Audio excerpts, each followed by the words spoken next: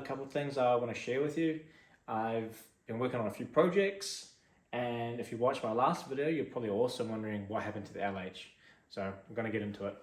Rated LH cylinder, I pulled it off. When I got it home, I could tell it was lack of compression, but it turned over fine, so I knew it wasn't seized, but I'd probably done something to the ring. And it's ironic because I went to a single boost port setup to try and improve ring wear, but I've ended up snagging the piston ring on the boost port.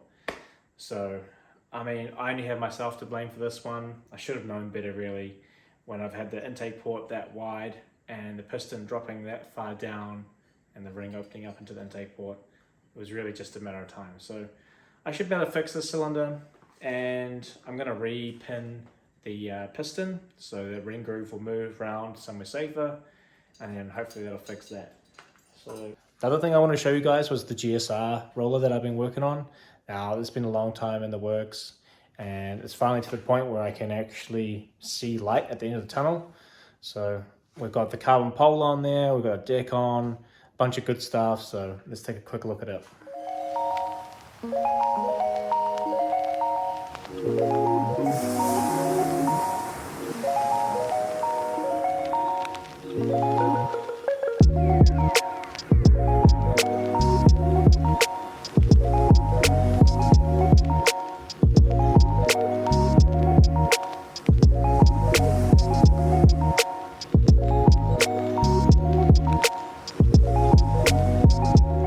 So I have a couple of things I need to sort out on this frame. And the first one is this fender tube bracket here. You can see someone's given it the chop, probably to get one of these fender brackets to work. Now, if you use that factory fender tube, and this bracket rubs on the tire, so that's not going to work for me. So I think what I'm going to have to do is probably cut that off. And I haven't finished this piece yet, but I have made this piece, and then that's going to become the new fender tube. I'll try to keep you guys updated on those projects as I go. I'm going to upload the footage of the 470 build so you guys can see that. Some good information in there, plus I'm going to showcase the CNC porting. Leave a comment, let me know what you guys think about that. And in the meantime, I got some stuff to crack on with, so I'll see you guys again next time. So one thing I wanted to show you guys was how important it is to clean every internal component that you have when you assemble the engine. So here we have a brand new 1mm 460 stroker crank in the bag. So we'll tear into this bugger. We'll tear into this and we'll give it a wash, and I'll show you what we get out of it. Now, I'm just using straight petrol here. I got about $7,400 worth of petrol in this container. So what I'm going to do is put about $65 worth of petrol into my small ice cream container here. And I'm probably going to spill a couple $100 worth at the same time.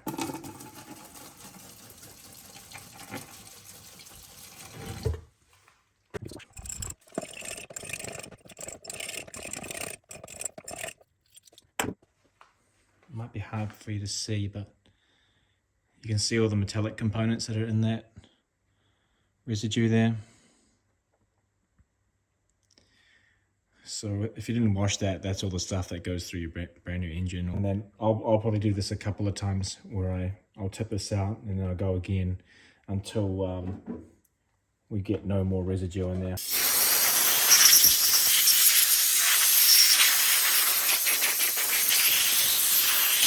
You put some lubricant back in to that bearing. So this is just some 2-stroke oil. You can squeeze some in there, spin that rod around, and don't be shy with it. Really put a good amount in there. You do not want that bearing running dry when you first fire up your engine. Okay, so here we are starting on our 47 case reed build. We have a set of JP47 reed cases. That's going to be the base for our engine. And this is the reed cage. Now, it's not an overly big reed cage. you know, sometimes bigger isn't always better, but I feel like in this case, there is actually some room for some improvement. So you can see we've got some space there that we can use.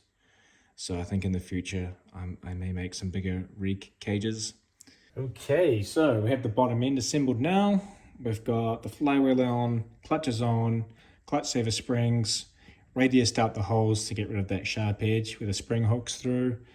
Went to test fit the carburetor onto this rig cage, only to find that the hole spacings are 1 mil too narrow, so I can't even bolt a carb up. This reed is actually so small and there's room to make it wider inside the case. I think that's what I'll do. I did plan just to run this one and then at some point in the future machine another one, but I think it's kind of forced my hand at this point. In the meantime, I can assemble the rest of it and I'll just have to bolt it up when I have that made. So before I assemble the rest of the engine, I thought I'd give you guys a detailed look at some of the other components. So here we have the piston. Now this is lightened around 5 to 6 grams lighter than the standard piston, and most of that weight reduction comes from this cutout through here. We have the boost port windows, the exhaust notch, and the skirts are thinned out a little bit. The other component is the cylinder head, obviously, and these are CNC Port. So I was doing a lot of these by hand, and then I ended up just doing them in the CNC mill. So it's a little bit quicker, but at the same time, I have 100% repeatability and much more accurate, where I can really focus on some of the finer details like the transfer port roof angles and radiuses and all those other like little aspects that they make a difference, you know. So we'll start with the exhaust port. It's basically the same shape through there, so it'll match all the manifolds. And then through here we have a lot more area. So it's been raised, widened, and that gives you a really good overall power band. And for the transfers, they've been widened quite a bit as well. And when you couple them with the boost ports that are there, you actually have a lot of transfer port area. So before we put the top end on, we're going to set the coil gap, and this is the perfect opportunity to do it because it's way easier with the cylinder off. You can see what you're doing, you can get to the bolts. So we're going to do that now.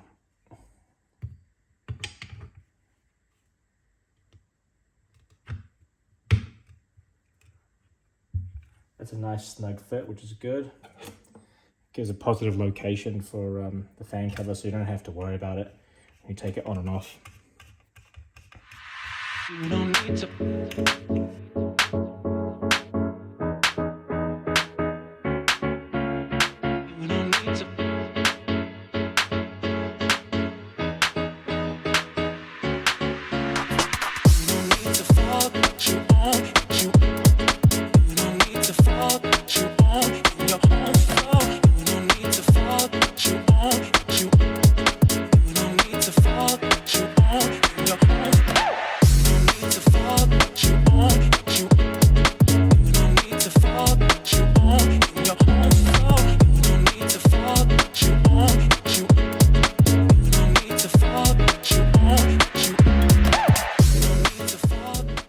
So when you put those circlips in on the piston, it's always a really good idea just to give that pin a good push in both directions and really make sure that those clips are seated. And then I always set them up with the opening pointing down. Either 12 o'clock or 6 o'clock is fine. And before we put the ring on, we're going to test fit the cylinder, and we're going to work out what size gasket we need to put on the bottom, or how many gaskets. I think from memory these cases might have a slightly different deck height over the factory, so we're going to start with the stock base gasket and we're going to go from there. You don't need to.